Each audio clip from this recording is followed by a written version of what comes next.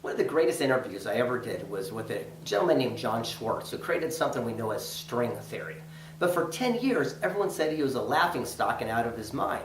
Until a decade goes by and Dr. Michael Green and him have a couple breakthroughs and make that the most logical theory of all times. And now he's considered the new Albert Einstein of our time. And I went to him, I says, Doc, I gotta know, why wouldn't you give up for all that time? And he looks at me and said, I knew I was right. He says, but unfortunately, we let other people's chatter influence us. And he gave me a little tidbit that changed my life. And I share it with you directly from him because this is words of wisdom.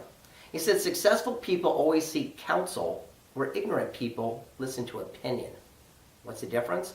Opinion's usually based on ignorance, lack of knowledge, or inexperience, where counsel's based on wisdom, knowledge, and they've already paved that way.